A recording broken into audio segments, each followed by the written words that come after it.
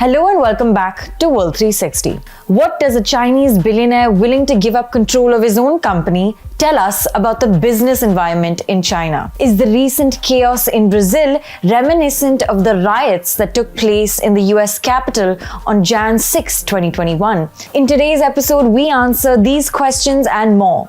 For this, we're looking at three very different countries, China, Brazil, and Turkey. But first up, China. This is the face of one of China's most recognizable entrepreneurs, Mr. Jack Ma. A former English teacher, Ma went on to found Alipay, China's primary online payment system, much like what PhonePe and Google Pay is to Indians.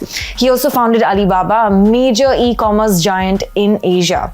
Ma himself was quite charismatic, often talking about his journey to success and how he was rejected by Harvard more than 10 times and even failed to get a job at KFC.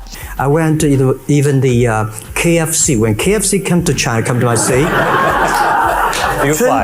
24 people went for the job. 23 people accepted. I was the only one guy. Ma is now gearing up to give control of his own firm, Ant Group. Previously, he had about 53% of voting rights, but after certain changes, his share is expected to fall as low as 6.2%. This appears to have confirmed the theories of some analysts that the Chinese government has been trying to humble a company that had become too powerful and an entrepreneur who had become too outspoken. To understand this, we need to rewind to October 24th, 2020. On this day, Jack Ma gave one of his most infamous speeches at the Bund Finance Summit, a financial conference in Shanghai, where he criticized China's banks for having a pawn shop mentality. A month later, Ant Group's planned IPO, which would have made Ma the richest man in Asia and would have been a world record listing at the time, was cancelled last minute. We're talking about an IPO offering of 37 billion USD, the world's largest. It would have been higher than when Saudi Arabia's state-owned oil company, Saudi Aramco, went public with an offering of 29 billion USD. But Ant Group's IPO was thwarted after Chinese regulators came down heavy on the company and called for financial restructuring, which is what we're seeing today.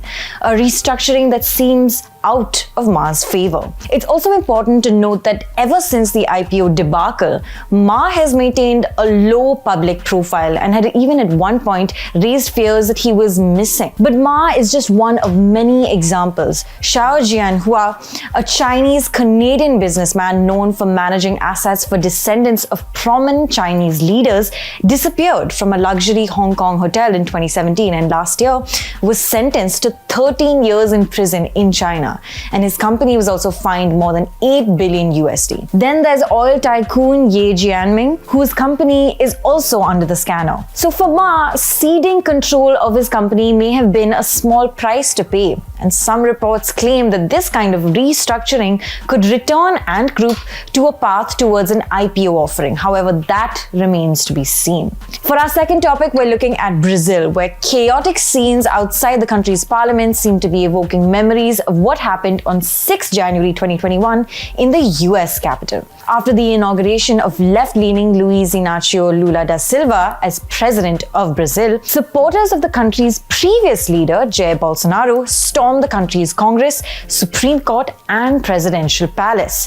Videos of protesters saying the election was stolen from Bolsonaro is now evoking memories of the way Trump supporters were speaking when they stormed the Capitol building in Washington, D.C. in January 2021. Even the clothing of certain protesters was similar. The incident is also being termed an attack on Brazilian democracy, much like how the Jan 6 riot shook the pillars of American democracy.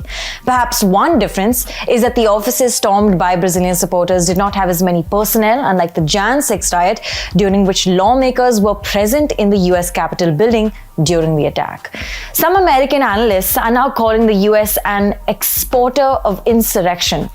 Others are terming the events as Brazil's Jan 6 moment. And amid all this chaos, where's Jair Bolsonaro? He's in Florida. Videos have cropped up of him casually walking around a grocery store in Florida. Now, this will likely put pressure on the Biden administration to extradite Jair Bolsonaro, who is seen as the main cause of the protests in Brazil. So far, Biden's national security advisor has said the US's support to Brazil's democratic institutions is unwavering. But let's see if Washington is pushed to act on its promises. For our last topic, we're looking at why Turkey is key to Sweden's NATO bid. Ever since the Ukraine war began in February 2022, two Scandinavian countries, Sweden and Finland, have been pushing to join NATO. But few NATO members have been blocking their bids since May. One of them is Turkey. Turkey has been trying to get the two Scandinavian countries to meet certain political demands, but the inability to see eye to eye has resulted in a long-running diplomatic tussle, since any enlargement of NATO must be made by unanimous agreement of its members. Hungary is the only other NATO member that has blocked the bids as well. The issue seems to have come to a head now, with Sweden publicly hitting out at Turkey by saying it is asking for too much. Recently at a conference, Sweden's PM Ulf Kristersson said, "Turkey confirms that we have done what we said we would do." But they also say that they want things that we can't and won't give them.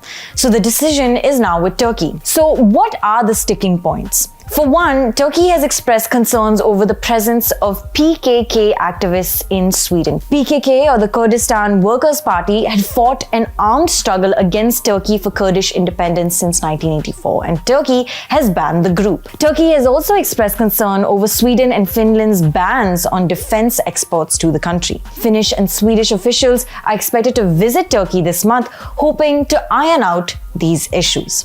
But the main takeaway from all this is Turkey's growing influence ever since the start of the Ukraine war. Let's not forget that it was Turkey who played mediator and secured a grain deal between Russia and Ukraine. Also, trade between Russia and Turkey seems to have skyrocketed to the point where Turkey is now one of Moscow's top 4 or 5 trading partners, a big jump from not even being in Russia's top 10 list before the war. And Turkey's attempts to play mediator in the war, as well as its NATO membership, seems to be elevating its position on the global stage. Thank you so much for watching. This is Pia Krishnankutty for ThePrint.